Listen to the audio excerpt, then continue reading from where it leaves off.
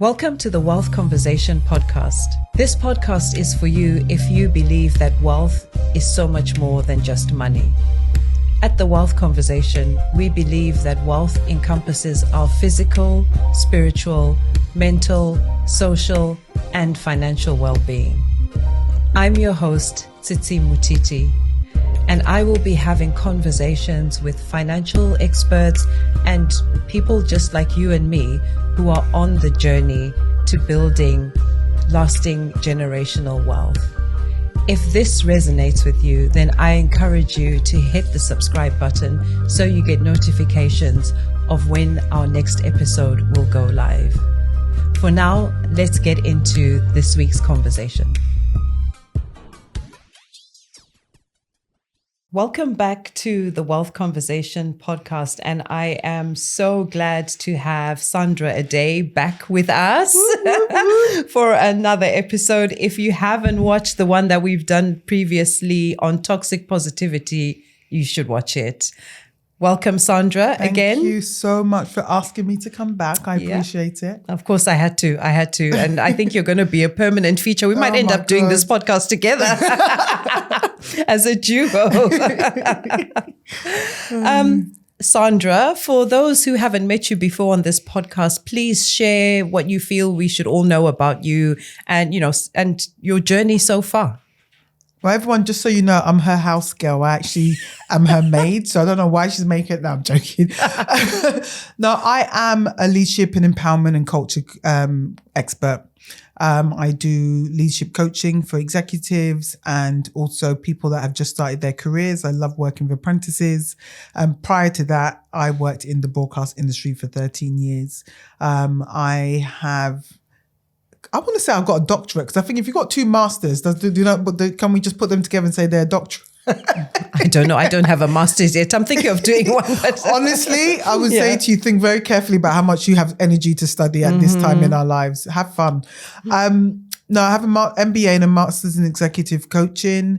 And I am somebody who really enjoys the human anatomy of the brain.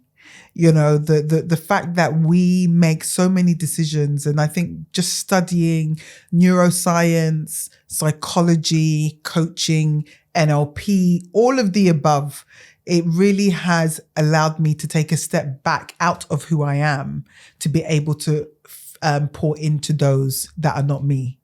So it's like I separate who I am when I do my work, which is great.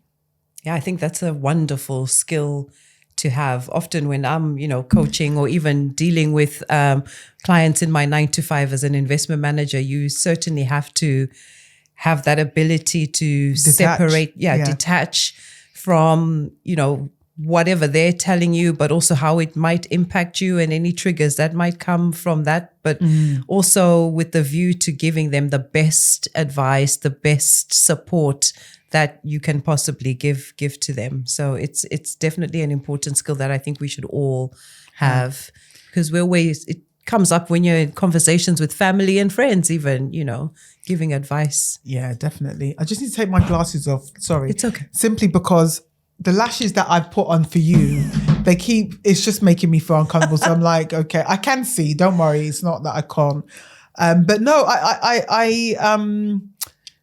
I think the work you're doing is amazing. And I think it's so important. And it's so nice to see so many different women really going into the environment of finance and educating people and talking about the difficult conversations around money and, self and how it impacts others and the economy and how wars impact. I'm always driving to find where's the cheapest petrol. If it's not 1.52, I'm like, where's the 1.44? So it's like having the understanding how money works. I think the work that you're doing is so important. And the fact that you've got a platform to do it on responsibly, I think that's amazing. So I just want to say thank you for everything that you do. Oh, thank you, Sandra, for the support. I remember being on your radio show and sharing my story, and that was early days for me, but a great start into kind of being able to tell my story and hoping that it will impact others. So for today's episode, we're talking about the power of authenticity. A a broad subject, like the one we talked about previously. Oh my God. Do we have enough time? I don't think so. We might get kicked out of the studio. Oh my God. But I think, that word or the phrase is be authentic and authenticity come up a lot. I don't know if people actually understand what being authentic is or what authenticity is anymore because of all the noise that's out there. So I'd like to know from you, Sandra, given your background and, all the training that you've done, what is authenticity, or how do people show up being authentic? I want to say it in its simplest form is when your soul controls your ego. That's authenticity. Can you say that again? When your soul controls your ego. We live in an egotistical state most of the time.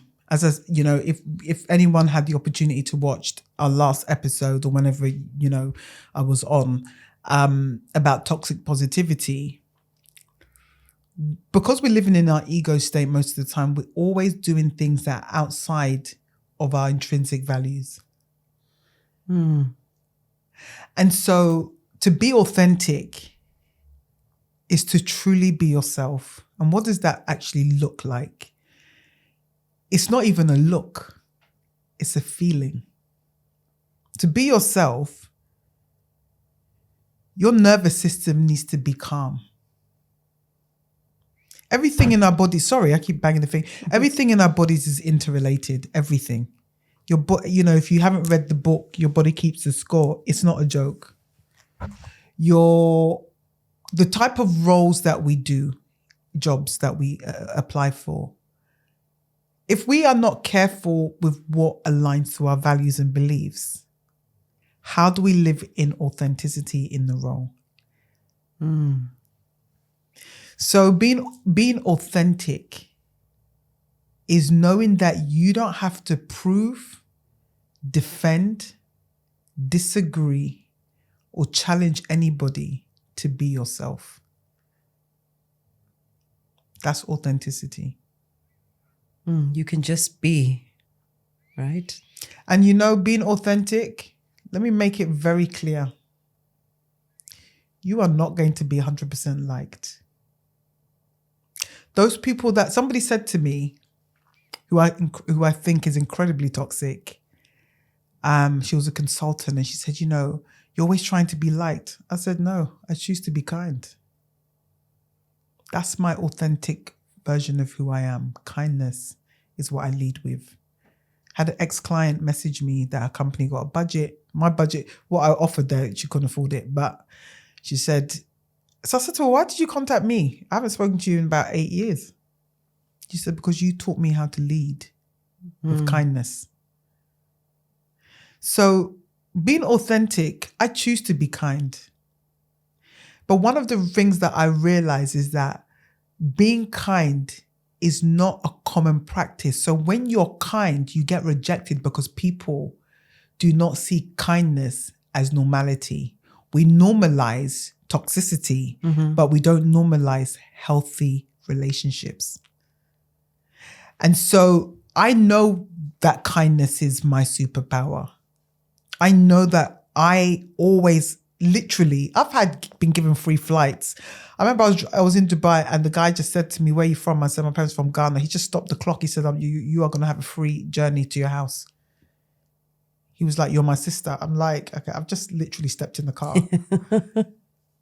I remember I was so ill, endometriosis. I don't even know what part of the UK I was. I couldn't even stand. I said to him, where's the nearest A&E? She just drove me to the hospital. I have a lot of positive experiences in my life from strangers and also from people in my family. Because being your authentic self is a choice. Living in ego is a choice. But when you live in ego, you're always living in deficit because you're always trying to be as good as you was yesterday. But that's not who you truly are. Because if you are dope at what you do, it comes naturally. Yeah. You don't does Tony Robbins have to try to convince you he's a coach? No. Do you have to convince yourself that, I don't know, Hulk Hogan's a wrestler? Do you have to pretend that Beyonce kind of can sing? So this is their authentic selves. And when you're authentic, you're always getting criticized. So that's another thing that comes with authenticity, is the criticism. Because people are so used to people not being real, because real and authentic to me is the same thing. They're not used to it, so they're going to think that you have an agenda. If I do something for you, it's because I like you. I don't lend money. And if anyone calls me, I tell them my dad did not name me Barclay, Santander. My last name's not Lloyds. It doesn't end with Coots. So please go online and do your application. But my dad taught me something once. I was a teenager. He said, only lend what you're willing to lose. That's such great advice. So if I lend you something, it's a tenner. Because if I don't see it again, I'm straight. Note to self, don't borrow money from someone. Don't borrow money. It's only going to give me 10 So unless you're talking about an investment, somebody, me and this girl, met her on a program and we're talking and she goes, I need some investment. I said, I'll drop you $1,000 in, while we're on the call, I sent her £1,000 to invest it into something. And she said, I just met you. I said, let me tell you something, right? If I feel that it's right, it's right. And I'll tell you something, if you're dishonest, you will never come to me again. So if you take the money and you don't care about karma, I'm going to leave you with the money, but I know I'm going to get it times 10 back. That's how I see my life, in abundance. So when we talk about authenticity, when people keep talking about, or you're making affirmations for some people are what they would love to be. It's not who they are. If you know who you are, the actions that you take in your life, you don't have an agenda. You don't need something from somebody in order to feel full and whole. I'd like to just pause there and go back to knowing who you are. I mean, how do you get to that point of really knowing who you are? I'm sorry, I can't even swear on this. Because a friend, no, I should tell you why. Because I work with a charity in Ghana, so I just recently did a 6-week entrepreneurship program for young Ghanaian girls. And me and the founder, she's American, she lives in Ghana. She moved to Ghana 5 years ago, and we have a swear word that we say, but we say it in gist. And you have to go through. When you're authentic and you choose to be kind, it's because you were always dealt the opposite card. Those cards have been dealt in my life. People look at you and think, you're so attractive, you got a good da-da-da-da. Do you know what it's taken for me to get here? That's why when I see successful people, I don't take them for granted. The crew that I hang around with, I don't know what they've gone through to get to where they are. And you don't know what I've gone through to get to who I have to become in order to be whole. So I don't believe in being selfish. I believe in being self-full. Self-full. Because you have to fill your tank up. And one of the things I teach, and I talk about this on every podcast that I'm on, deposits and withdrawals. So when we talk about finance, the wealth conversation, authenticity determines your wealth.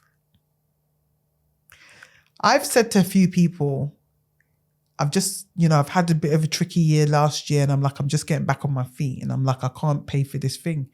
I've had 2 organizations say, don't worry about it, we'll just do it next month, but I want you to start now.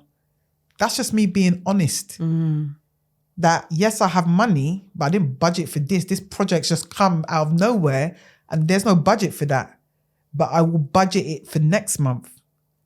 2 organizations, one of them are giving me access to 1.6 million people. They said no problem. That's why when people do things that they take your money, they lie about who you are, like that woman's telling me I'm trying to be everything. I was just looking at us thinking, you are living in a land of delusion and you have not taken any opportunity to actually understand me as a person. But I'm okay with it. I don't need your validation in order to exist. So when what it feels like to be authentic, it can be lonely. To anyone that you are a game changer, and there is a video on Instagram. Anytime I see it, I choke up. It's American guys. I don't know who they are. And there's a guy, light skin, he's got a hat on.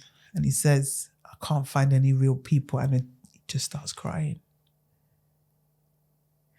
This is where we are going wrong. Some people like you, people like me, we exist. The good ones exist. Because our mission and purpose in life, it's not about us. Our mission and purpose in life is to leave the world better than we found it, in whichever capacity that looks like. And we do it from a place of authenticity. So when we hear about this person's not well, or they've lost all their money, or blah, blah, blah, sometimes I think to myself, what were you setting yourself up with in order to lose all the wealth in your life? Wealth is the people that love you. Wealth is the health that you have. Wealth is the joint ventures that you get into. Wealth is the multiplying of what you already have. That's wealth. Authenticity is wealth. Being real is wealth. It's like even comedians can't even bust joke anymore. You say something, you're this, you're anti-Semitic, you're blah, blah, you're racist. And you just think to yourself, I just want to laugh. All I want to do is laugh. So being real or being authentic has to come from your soul. Has to. If it comes from anywhere else, you have to stop and question it. Now, for a lot of people, there is this tension when it comes to careers and in the workplace about being your authentic self. Yeah. And a lot of workplaces will say, you know, we value our people. Bring your whole self to work. I'm like, you don't want that. You do not want me to bring my whole self to work. You don't want that. Because I think that you will think, who the hell did I employ? Yeah. So where does authenticity sit in that equation? And you know, I ask that from you know, I've been through that. We've all been through that in the workplaces that we frequent, you know, and have built our careers in or go in to serve people. You have to show up in a certain way, because that's how the place has been designed. And to bring your true authentic self might mean that you're out of a job sooner rather than later, or people don't really understand you. So what? How do we navigate that? How do you navigate that? And I guess when I'm asking that question, I'm also thinking that maybe it is nuanced because it depends at what stage you're at, you know, in your stage of life, stage you're at in your career and in the organization. First of all, the problem is the universities. Let me start there. Nobody warned me about racism in the press. No one warned me about, listen, I did my thesis, you know, reading a lot of the literature of Paul Gilroy. He has a book called There's No Black in a Union Jack. And I was marked down in my coursework because you didn't understand what I was talking about race in the press. I was sitting in my class at uni and they started talking about yardis and their dealers. And I said, no, my hairdresser at the time, she's a yardie. What you need to understand is yardie just means someone from yard. That's all it means. So yes, it's an ambiguous term for the police, yardie drug dealer. But then the yardie drug dealer that when I've done research and I wrote in my paper, Adeyemi is not from Jamaica, he's from Nigeria, you already have got the misunderstanding placed in these environments, in the education. So if people have come from education into the workplace, they're already misinformed. Okay? So you may come from a certain part of London, for example. You may come from a certain part of... And the thing is, it doesn't matter if you're black, white, Asian, whatever. As soon as you say I'm from Hounslow and I'm then they will have someone will have an ideology about you. If you're a white person, say I'm from Isleworth, they'll have an ideology about you and contextualize you in a particular manner. So that already, you need to consider all of these things before you walk into the workplace. If you're married, you got children, or you don't have children, you're a certain way. So all of these behavioral or cultural behaviors and mindsets is the first thing you need to consider when you go into a workplace. Because if someone's asking you to live up to a stereotype, what people do is play into what they've been told they are. But the problem is they can't keep up with the stereotype they've been given. Oh, this is the thing. So when I've gone to workplaces, people don't really know where to place me. I'm educated. If I'm driving to your office, I'm probably blasting out Nas or Biggie or somebody, or might be gospel. It just depends on how I'm feeling, right? Then you say something to me and I'll respond, and then you don't like it because you have a title. Your title does not give you the privilege to disrespect me. So this is where I have to educate people in the office. And then this is also something people are struggling with. So when I sit and I explain to them, okay, so how would you feel? I had an incident where I must have said to somebody, oh, somebody's complaining about Tsitsi, about how she's talking to someone. All of a sudden I was in disciplinary. And I was like, what? So these three people ganged up on me. I said, listen, let me make it clear to the girl that has a problem. I said, first of all, I don't even like you. Okay? I'm just being honest. We don't have to be friends. What I would appreciate if we can work professionally together, but we don't have to be friends. You two, these are the managers, you two, someone started talking about, oh, but you did this. I said, if it was a problem, you would have brought it up at the time. So we're going to park that. Then the other one was rolling her eyes. I said, if you're going to roll your eyes when I'm talking, we are no longer going to have this conversation. I said, I am complete. I'm complete. I'm done. I took my stuff and I left the meeting room. They're probably sitting there flabbergasted, like, how dare you? When you're authentic and you are working in a space with people who think that they're authentic, but they live in a stereotype they've been given, you are going to have to be very honest with yourself about what you're prepared to lose. Because I'm the kind of person, if I do tell you how I feel, I have to remember that this might be the end of the contract and be willing to take the hit. But you know something?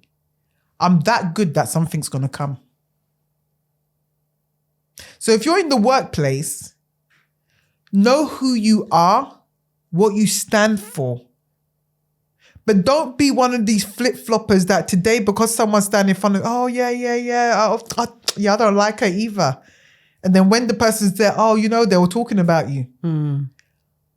I talk to everybody. I'll go to lunch with everybody. If you don't like me, I don't even see you in the office. You could say something, I would just pretend that you're not there. I don't waste energy on things that don't give me life or don't add value to my day. But I don't think people think about when they go into the workplace, how should it work for me? Ask yourself, what is in it for me? Because the organization know what's in it for them. But if you don't know why you are going to work, what is your intrinsic motivation, then you are going to constantly having battles because you also don't know what you need. Yes, we all have to pay bills. Everybody on this planet, whether even the dog, you have to pay for the dog, they're sick. You have to now go and pay that for doctor. Pay the vet. So authenticity in the workplace is about really, really trusting your gut and also paying attention to people's patterns of behavior. Patterns of behavior. Have you seen those people that when somebody walks into the room, they're so different. They're everything changes. Oh my God. And you're sitting there thinking, wow, you're really interesting. Keep away from that person. Keep them at arm's length. Because you need to understand, one thing I tell people, play out the consequence before the actions happened. It will change the way you behave. If you can see yourself reacting, think about where it could lead to. I'm kind of different because I will warn you. I say, listen, you decide which version of me you want to play with today. Because the version that you're not going to be able to manage, I actually don't even know how you are going to feel at the end of this experience, because it ain't going to be good for you. And people might think that's a threat. I'm being authentic to myself because I know who I am. I know when I'm unhappy, how I respond to people. And I know what I'm like when I'm happy. And I can be very difficult to work with in the sense that I will block everything you want, need, and you will not have any engagement with me. So this is what I want you to avoid. I'm trying to help you out. So just listening to how you have developed your confidence in being your authentic self, it seems to me that, that word confidence is so important. You have to be confident, or at least build that confidence in who you are, in knowing what your goals are, and also, I guess, setting boundaries. But you have to set the boundaries from the gate, not even in the workplace. If you don't have boundaries in life, everything happens and it filters into everything else. So if you don't deal with problems, you're going to have, when you have problems at work, you're not going to deal with them. You have problems at home, you're not going to deal with them. You're going to have problems with friends, you're not going to deal with them. One thing that we all know, pick your battles. So there's things that I'm not willing to invest energy in. And if I'm going to invest energy in, I need to build my confidence to be able to manage it. Because some people are in the business of trauma, of creating it for others in the workplace. Some people, that is what they wake up and it's like they are, no offense, the devil's spawn, and they just make people's life absolute hell. It's their mission. Yeah. Their mission for the day, for the month, for the year. So it's very important. This is what I'm saying, that pay attention to the patterns of behavior of people in the workplace, because then you can place them accordingly, categorize them. Because then you know, safe. Because the thing is, your nervous system you will always feel uncomfortable around people that you don't feel safe around. Your body keeps the score. You know, there's some people you're like, I just can't put my finger on it. And I talk about authenticity with Wendy Williams. When Wendy Williams first started the Wendy Williams show, I know she's been on radio. She was a bit of a nightmare, but she was always authentic. People didn't like her authenticity. And she always said she doesn't have celebrity friends because she talks about celebrities. So she'll be a hypocrite, which again is authenticity. She spoke about the things Diddy did. Nobody wanted to pay attention to what she was saying. Because people want to be your friend because it works for them, even if you're doing really dangerous stuff. Because I don't operate that way, if you do stuff and I can feel it in my gut, I excuse myself. I've left organizations where I've had to say I've got family issues because I'm just thinking I need to leave here. When I was in therapy, because you wouldn't even hear from me. You never see me again. I'll say, I'll see you tomorrow. You never see me again. That's the kind of person I used to be. When I started to go to therapy, they're like, okay, you need to start thinking about how you exit places. Because the rooms that you walk in is the rooms that you walk out and you leave your legacy. What's the legacy we want to leave behind in every room that we step in? So I had to think about that. Because I was so tired of being around toxic leaders and I just thought, I can't be dealing with this. And there was one organization, they were doing some really strange stuff. And I just said, look, I got family issues. And they bought me a gift and everything. And I was like, oh my God. And the thing is, I had to make a choice. How do I want to exit? So when you're being authentic, you also have to choose how you enter and exit every situation. And when people come to me for advice, I always ask them, what's the relationship do you want to maintain it or you don't care about it? Then I advise you, because then I can understand what's the best strategy. So the workplace, difficult people, they're always going to be in our lives. Always. But if you understand patterns, it's like when you have clothes, when we wash clothes, what do? We read the instructions. So every time the clothes is dirty, you don't go and do something different how you wash it. You do it the same way, right? The same way, yeah. It's the same concept. You wash people the same way, or even watch them the same way. And don't ignore your gut feeling. It's the best navigation system that you will ever have in your life. Your spirit never lies. Even if you don't know why you're feeling a certain way, pay attention to it. Take stock and step back. Sometimes there was a woman at a trade union that I was coaching, right? And I could see when I was in the meeting that her boss was just being a little bit difficult. And I said, I don't know who told you this program's going to run like this, but it's not going to run like this. Because it can't run like this. We have to do a qualification. We have to do this, that, and the third. And then I started getting to talk to this lady, and then she started telling me that she thinks she's going to get fired. So I said, how long have you been working? She said, 13 years. I said, if they want a lawsuit, they're not going to fire you. So she's like, what do you mean? So I started questioning her manager. I said, so talk to me about, she got children. She said she can't have children. I said, okay.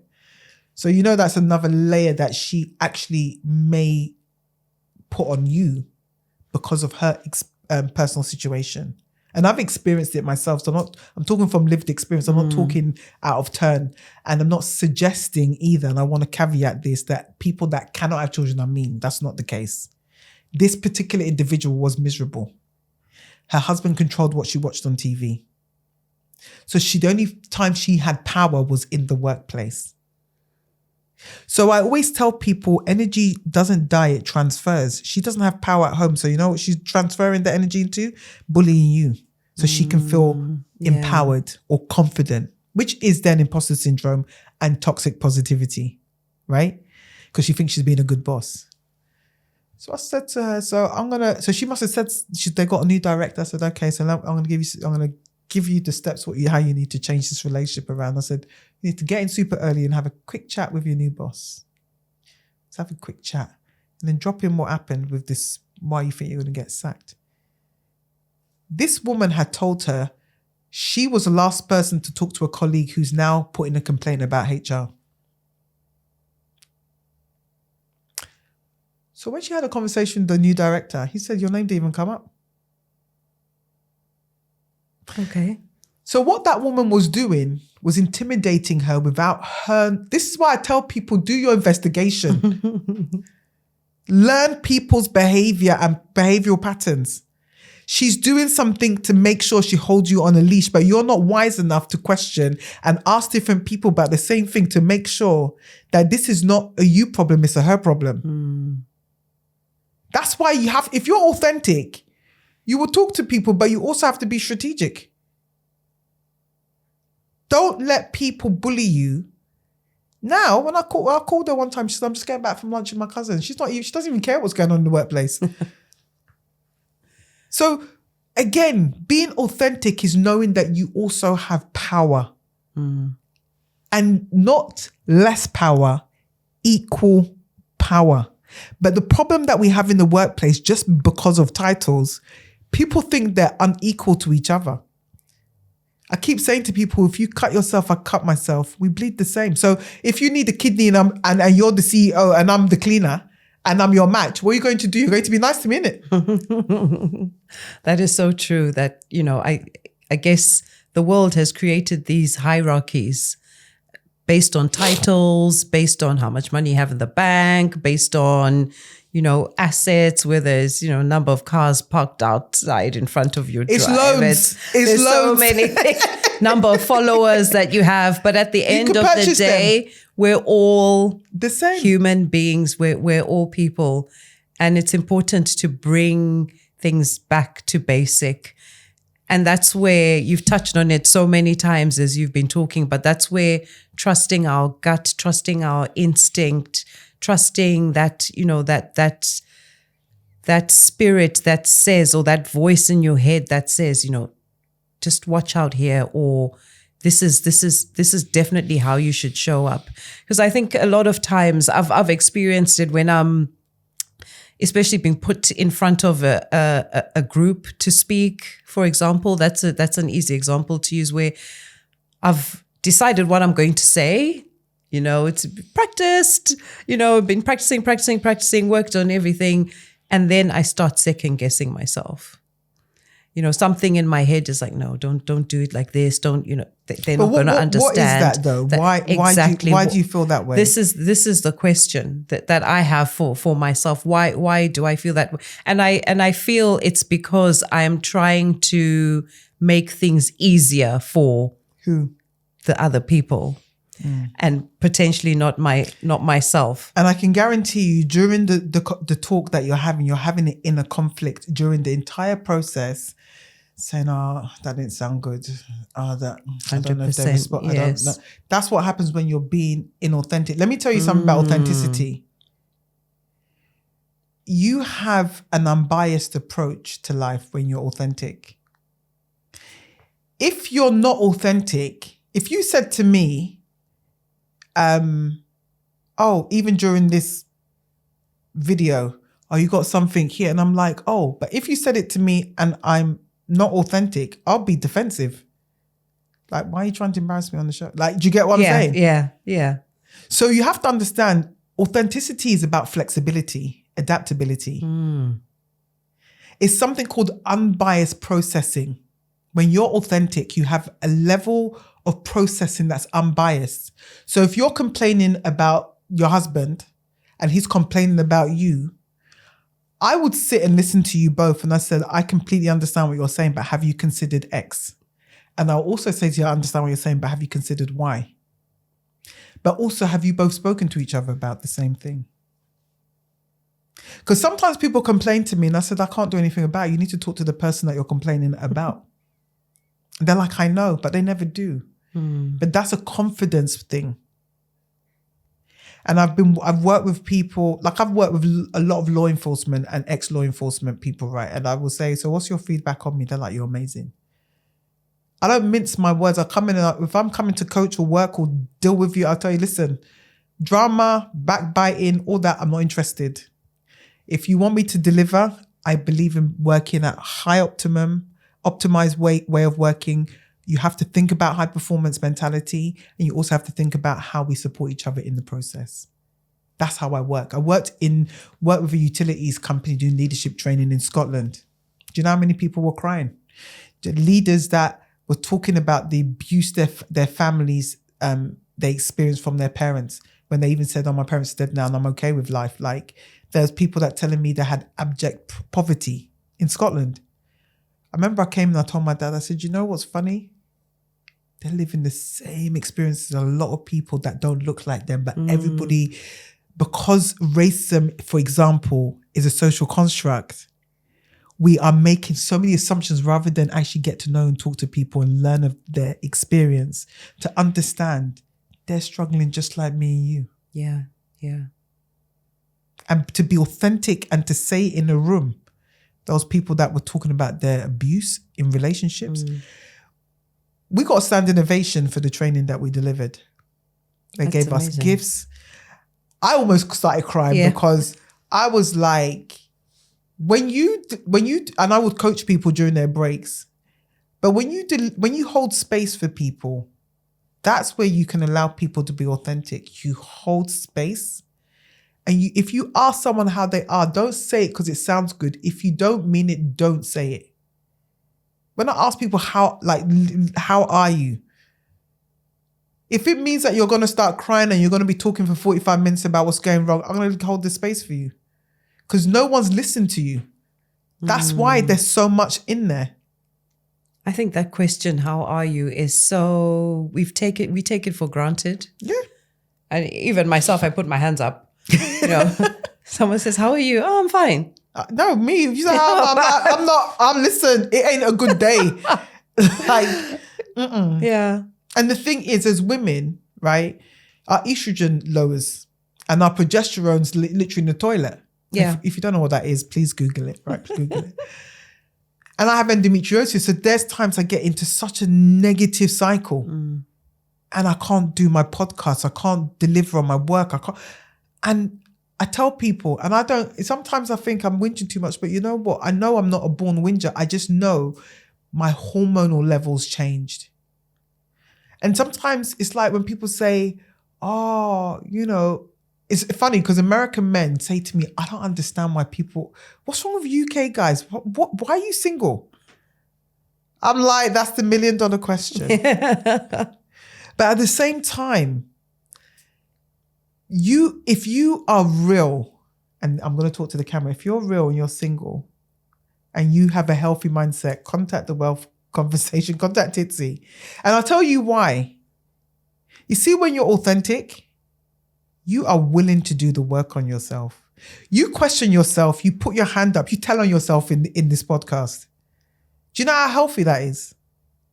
That is probably the healthiest thing you could do and a gift to yourself. Because when I date somebody, I want to learn about what were your childhood dreams? What makes you happy? I don't care what's in your bank account. Half the time, I don't even know what people do for a living. I say, look, all I say is that you make money. That's what I say. You probably print it in your bedroom. I need to make some for myself. You know. Yeah. No, it's so true. I think another thing you've touched on there is the conversation. We need to talk more to each other and have in-depth conversations. And sometimes we start at the surface level, which is fine at the beginning. Yeah, that's how course. most conversations start, surface level. But then you have to keep going upper level to really get to understand who the person is. And this is the issue that we have in society now, where, for example, if we go back into the workplace, just understanding who your colleagues are, their backgrounds, etc. An example, when I talk to people, at least in the past, because most people now know my story. But when I used to talk in the various workplaces that I've worked in when I moved here about my life back home, it was you could tell that when they look at someone like me, they're not expecting to hear those certain things. You know, I went to a private school. Well, I would expect it. You would, because I know Africans and how you show up. Yeah, exactly. But to your point that you made at the beginning, in that we have been given these stereotypes or taught these stereotypes through the educational system, through society, through social media, that, you know, a person who lives in this postcode, this is how they are. I mean, it even goes into like your credit score, right? Yeah. They use your postcode as one of the factors. Down to even car insurance. Exactly. Mm-hmm.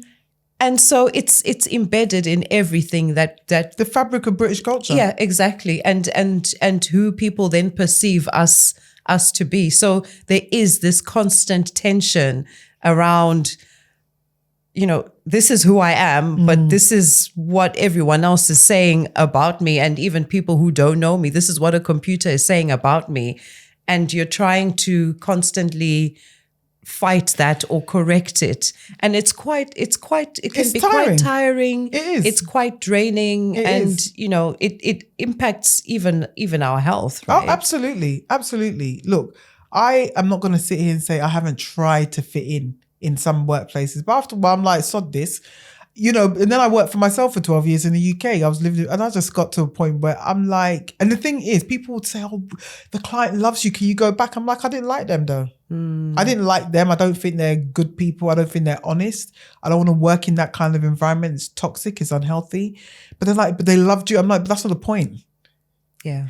This is the thing, is that if you don't stand for something, you will, and when I have gone against myself and okay, I'll do it. You know, it's falling apart. Oh, always. That always happens. And I enjoy it now, because when I said, I told you. Because I will tell you, like, it's not going to work. Yeah. And then some people say, oh, you don't finish some of the clients of the coaching program. I said, because I don't like they lie. And I'm not going to work in that environment. And I remember I was working for the PR membership body, PRCA. Great people to work with, Seymour. And he was leaving, going back to the civil service, the government. And he phoned me on a Saturday morning. And he said to me, I want to thank you so much. You challenged me. We've had so many fights. Like, I don't care. I'm not going back. Like, we would fight. But he said, you know, one thing with you, you're so honest and you are so good at what you do. And I was like, oh my God, he phoned me on a Saturday to tell me that. That, for me, was wealth. That's what wealth means to me, is that my reputation is built on how good I am at what I do.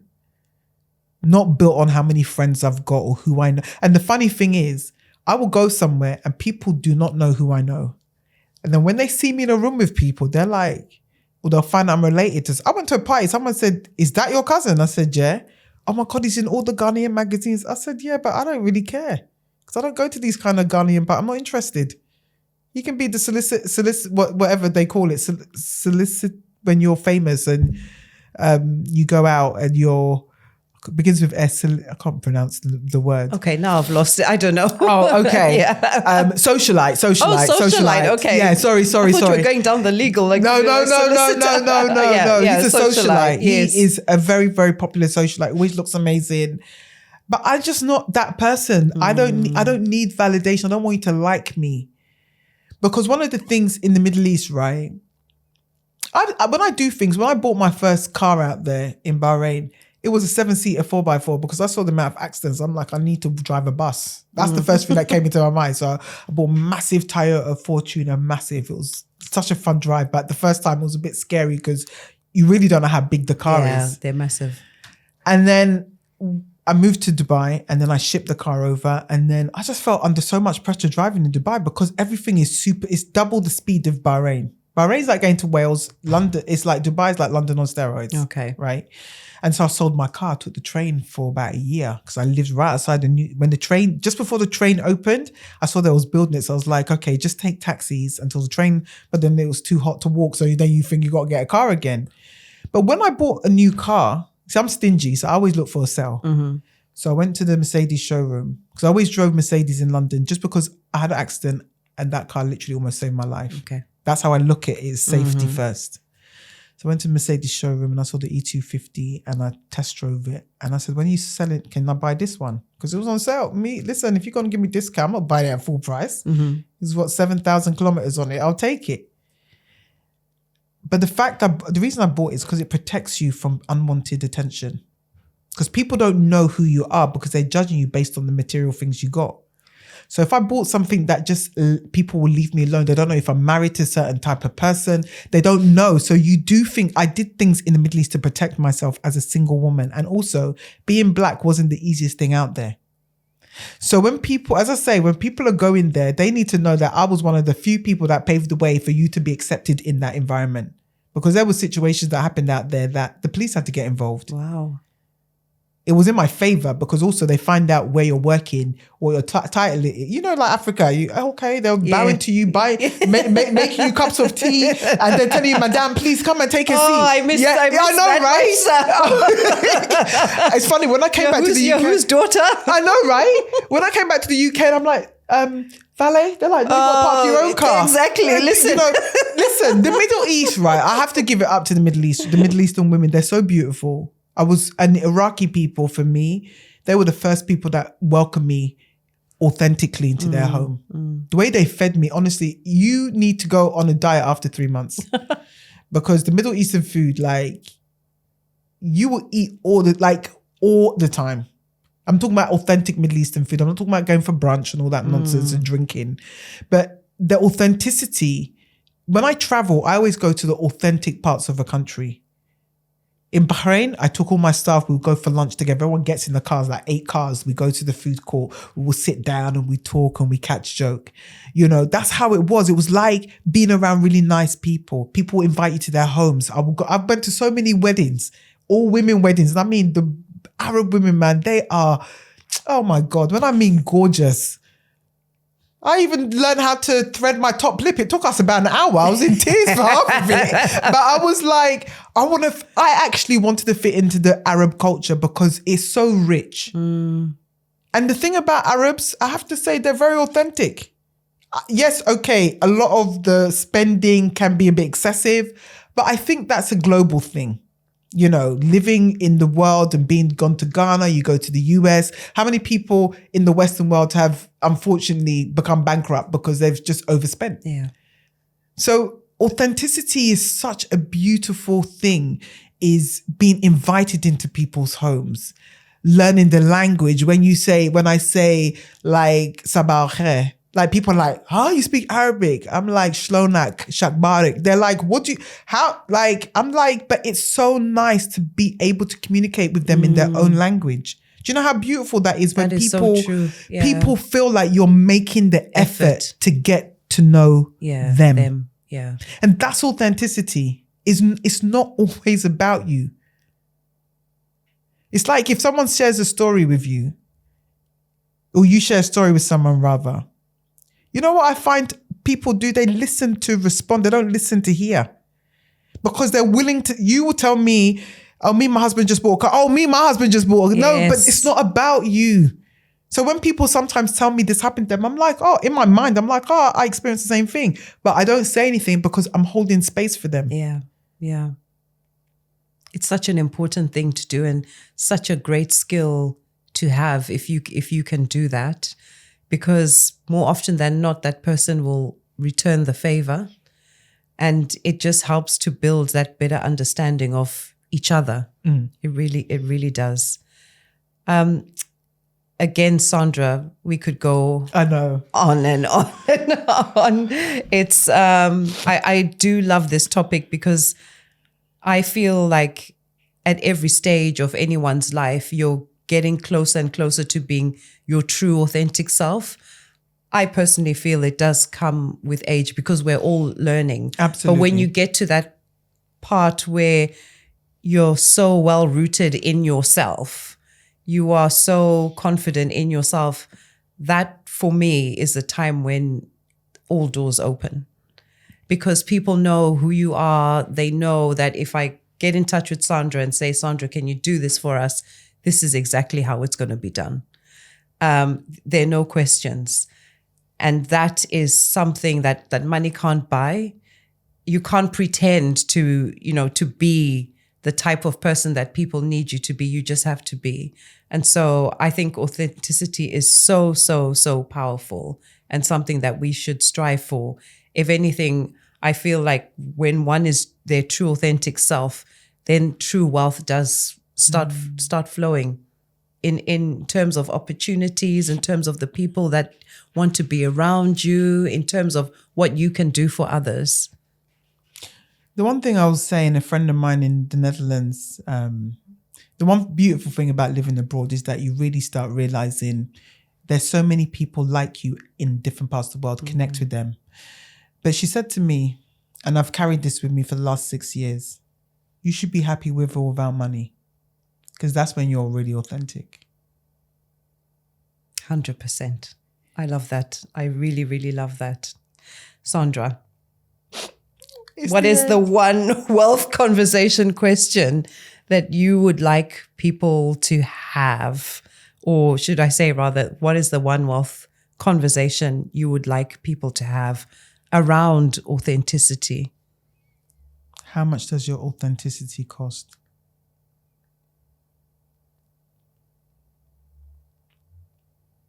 You got to think about, if you're being inauthentic, what does it cost you versus being authentic?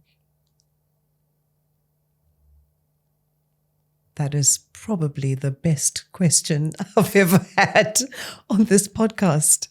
And it's a question I'm definitely going to be asking myself when I'm finding myself getting into the inauthentic space, because it's so easy to kind of drift into that, isn't it? You just feel it. Yeah. Once you start feeling that you're going against your beliefs, your spirit just changes, and even you will speak to yourself and you'll be like, this ain't right, you know? Yeah. And that's when you have to make a decision. It's like I had somebody trying to do coaching. I stopped her halfway. She's talking about growth and fixed mindset. I said, let me just make something clear to you. I have a master's in executive coaching, and you're not talking to somebody and I said, to be honest, you're too young to coach me. You've got zero life experience. I'm too senior for you to even try and talk to in terms of how I think. So I think we should just close this program down. And she said, I actually agree. And I said, it's nothing to do with you. This doesn't work. When you're being authentic, always remember people deserve respect. Doesn't matter what you're trying to tell them. Doesn't matter how much it might impact them. But if you do it with respect, you'll get the right result. Not just for you, but for them.